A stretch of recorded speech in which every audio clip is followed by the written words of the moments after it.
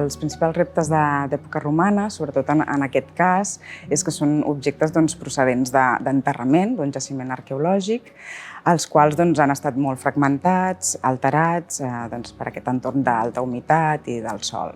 En aquest cas ja havien estat restaurats i exposats. Per tant, el que ens trobàvem, sobretot, ha estat l'envelliment dels productes de conservació i restauració antics. Els processos majoritaris, la major part d'aquests objectes que ja estaven restaurats, han estat la neteja aquesta superficial genèrica, després l'eliminació d'aquests productes de conservació i restauració envellits, que ha sigut delicat, estaven molt endurits i fràgils. En alguns casos eren més gruixuts que les parets, per tant eren més forts que el vidre.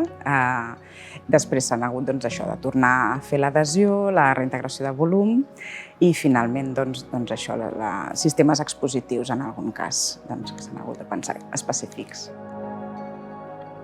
Destaco l'enfurisc perquè és una peça bufada molt allargada, diguéssim, d'unes grans dimensions, que té parets molt fràgils i estava reintegrada, les llacunes o volums perduts s'havien recuperat amb una resina de parets més gruixudes que ha engruixit moltíssim.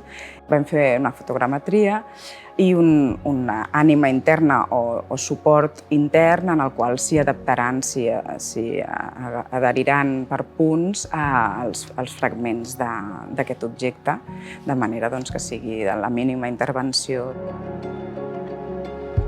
Donada les característiques d'aquest material, que és un material molt fràgil, que ens ha arribat fragmentat en moltíssims casos i que també és un material que es reutilitzava, per tant, tampoc és que tinguem moltes evidències, però sí que era un material que era, a partir sobretot del segle I, que era d'ús bastant comú i que s'utilitzava molt i que potser no ho podem reflectir per la quantitat que nosaltres tenim d'aquests objectes, però sí que volem que aparegui amb els usos que tenia, com poden ser de cuina i de taula i rebost, o també per la cosmètica o la medicina com a recipients d'aquests productes també.